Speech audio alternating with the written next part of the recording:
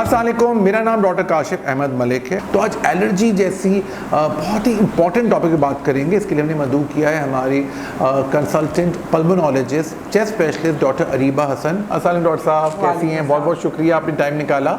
और डॉक्टर साहब को हमने मदऊ इसलिए किया है क्योंकि डॉक्टर साहब इस माशाल्लाह चेस्ट स्पेशलिस्ट एंड पल्मोनोलॉजिस्ट और ये मुर्शिद हॉस्पिटल में as a full time consultant होती हैं Monday, Tuesday, Wednesday, Thursday, Friday, Saturday सुबह 8 से लेकर 4 बजे तक। तो डॉक्टर साहब, हम आपसे पूछेंगे कि एलर्जी है क्या?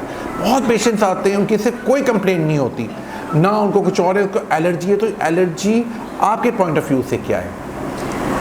डॉक्टर काशिफ, एलर्जी जो है वो कुछ पेशेंट्स के अंदर प्रोन होते हैं कि उनको सांस की बीमारी होती है किसी ऐसी चीज़ से जिससे उनको एक्सपोजर के बाद उनको प्रॉब्लम होती है उसमें। ठीक है। अब वो एलर्जी जो है वो डिफरेंट तरह की होती है, बहुत सारी टाइप्स की है ना। हाँ, मुख्तलिफ आज़ा को इन्वॉल्व कर सकती है।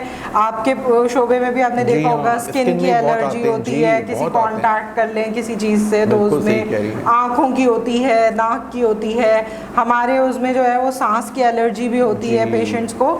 उसमें होता यह है कि किसी ऐसी चीज़, वो खाने की चीज़ हो सकती है, वो सूंघने की चीज़ हो सकती है, वो फ़िज़ा में मौजूद कोई भी मादा हो सकता है, उससे मरीज़ जो है वो जब भी सांस में लेता है उसको उससे प्रॉब्लम होती है सांस लेने में। एलर्जी जो है वो जो उसकी अलामात आती हैं सांस के मरीज़ों में, उसमें जो है वो अक्सर वो कहते हैं कि स्पेशली जैसे किसी को अगर किसी वर्क प्लेस के किसी एंटीजन से एलर्जी हो, एंटीजन कहते हैं उस मादे को जिससे उसको एलर्जी हो रही है, ठीक है। अगर उनको सपोज करें वो फैक्ट्री में काम करते हैं जहाँ पे केमिकल्स का इस्तेमाल हो रहा है, वो खेतों पे काम करते हैं जहाँ पे स्प्रे हो रहा है इंसेक्टिसाइड पेस्टिसाइड का, उनको उससे एलर्जी होती है। या वो अब मौसम ऐसा आ रहा है कि देही इलाकों में जो भट्टी पे लोग काम करते हैं उनको बहुत ज़्यादा प्रॉब्लम है।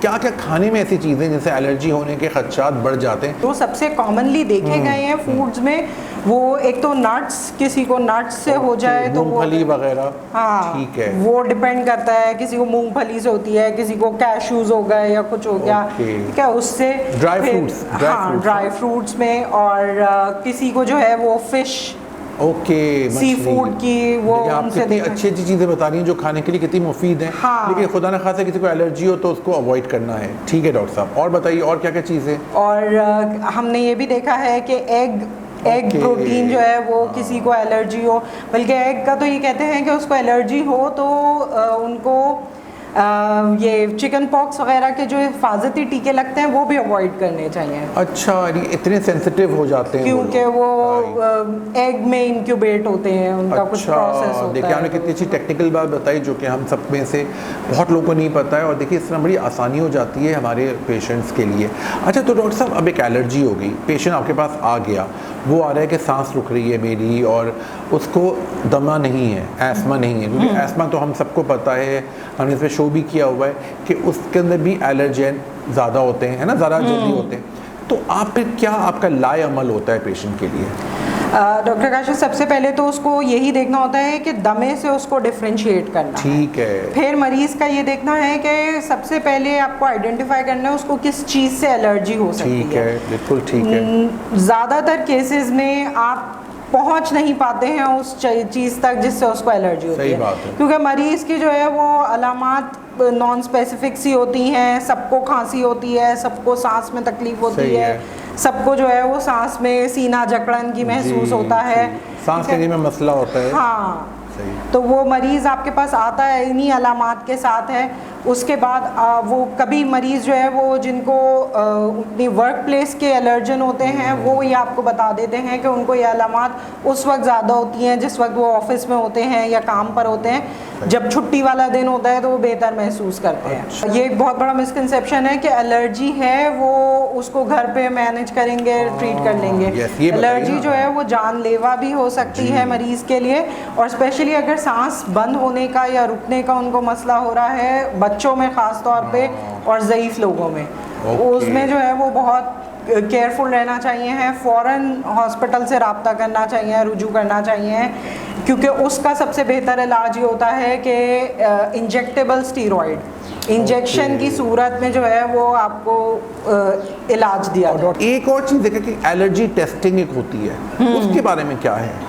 ये सबसे पहले तो जो एलर्जी के आप वो शुरू करते हैं ना, उसमें सबसे पहले आप खून का टेस्ट करवाते हैं। ठीक है। उसमें आप देखते हैं कि एलर्जी के सेल्स होते हैं जिनको वाइट सेल्स, हाँ ईजनोफिल्स, वो बढ़े हुए होते हैं। ठीक है। फिर IgE लेवल्स होते हैं, ये भी एलर्जी को डिनोट करते हैं पेशेंट्स के, वो बढ़े हुए हों।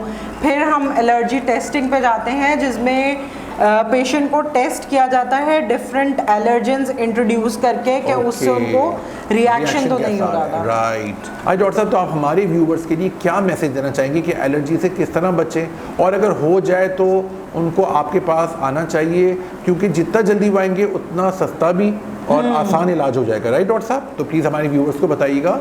देखिए, पेशेंट्स के लिए जो है वो सबसे बेहतर तो तरीका ये है कि एलर्जी को जिस चीज़ से एलर्जी हो रही है उसको अवॉइड करें। सही। हर वक्त पॉसिबल नहीं होता है कि आप फिज़ा वो कैसे अवॉइड करें और वो करें, तो फिर उसका तरीका ये है कि एलर्जी कंट्रोल हो सकती है। कुछ टाइम्स ऐसे होते हैं, सीजन्स ऐसे होते हैं जिसमें एलर्जी बहुत ज़्यादा होती है, जैसे अब ये नवंबर से लेके मार्च तक का सीज़न है, इसमें बहुत ज़्यादा प्रॉब्लम होती है।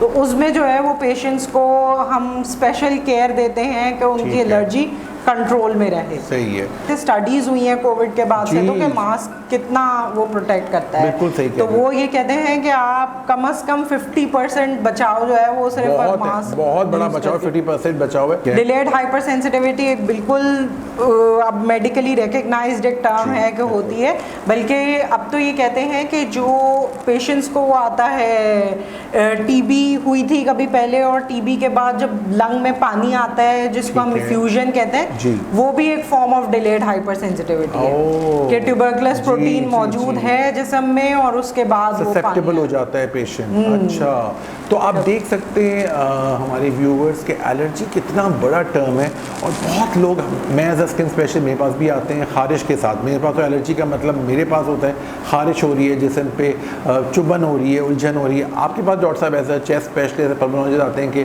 सीने में सांस लेने में मसला है, जलन है और स्टेबली है। तो ये सब एलर्जीज़ की टाइप है, और ऑफ कोर्स इसके बहुत अच्छे इलाज हैं डॉक्टर साहब, है ना? हाँ। वो वाली बात है, क्योंकि कुछ लोग वो जाते हैं कि हमें तो उसके साथ ही रहना है, तो ऐसी बात नहीं है। इसके बहुत अच्छे इलाज हैं, डिफरेंट रेजीम में डॉक्टर अरीबा से आप मिल सकते हैं। मुर्शिद hospital and health care centre में यहाँ पे रोज़ मौजूद होती हैं, OPDs करती हैं, प्रोसीजर्स कर रही हैं, पूरी टेस्टिंग होती है यहाँ पे, हमारी लेबॉर्ट्री हमारे साथ है। तो जो भी हो, इमरजेंसी का पूरा अमला और इमरजेंसी पूरी 24 आवर्स ओपन है।